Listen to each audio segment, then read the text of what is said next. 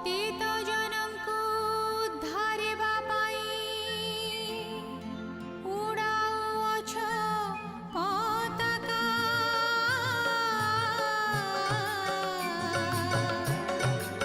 ବାହୁ ଟେକି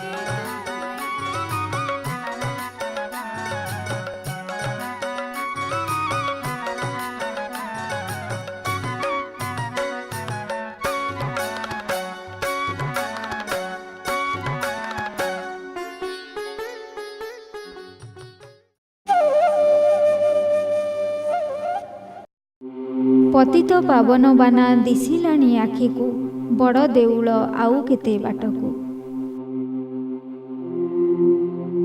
ଶ୍ରୀମନ୍ଦିର ପାଖେଇ ପାଖେଇ ଆସିଲେ ଠିକ୍ ଏଇ କଥା ଆସେ ଭକ୍ତ ମନରେ। କୁହାଯାଏ ଶ୍ରୀକ୍ଷେତ୍ର ପ୍ରବେଶର ବହୁ ଦୂରରୁ ଦିଶୁଥାଏ ଏହି ନୀଳଚକ୍ର, ସତେ ଯେମିତି ହାତଠାରି ଡାକୁଥାଏ କାଳିଆ। ଭକ୍ତର ବାଟ କଷ୍ଟ ଲାଘବ କରିବାକୁ ଫରଫର ଉଡ଼ୁଥାଏ ଧ୍ୱଜା।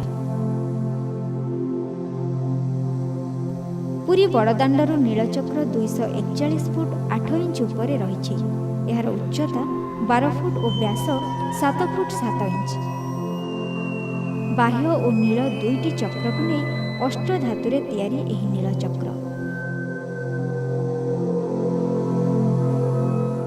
ବଜ୍ରପାତରୁ ବଡ଼ଦେଉଳର ସୁରକ୍ଷା ପାଇଁ ନୀଳଚକ୍ର ସହ ସଂଯୁକ୍ତ ହୋଇଛି ଏକ ତମ୍ବାର ଧାତବ ପାତିଆ। ଏହି ପାତିଆ ବଡ଼ଦେଉଳର ଭିତର ବେଢ଼ାରେ ବିମଳା ମନ୍ଦିର କୂଅ ପର୍ଯ୍ୟନ୍ତ ଲମ୍ବିଛି। ଦିବ୍ୟସିଂହ ଦେବ ଏହାକୁ ପୁଣି ପ୍ରତିଷ୍ଠା କରିଥିଲେ। ନୀଳଚକ୍ର ଉପରେ ଉଡ଼ୁଥିବା ନେତ ହେଉଛି ପତିତ ପାବନ ବାନା। ପରମ୍ପରା ଅନୁସାରେ ନୀଳଚକ୍ରରେ ଧ୍ୱଜା ନଥିଲେ ତିନି ଠାକୁରଙ୍କୁ ଶୁଖିଲା ଭୋଗ ବ୍ୟତୀତ ଅନ୍ୟ କିଛି ଅର୍ପଣ କରାଯାଏ ନାହିଁ। ଏହାକୁ ଚକ୍ରମଣ ହିଁ କୁହାଯାଏ।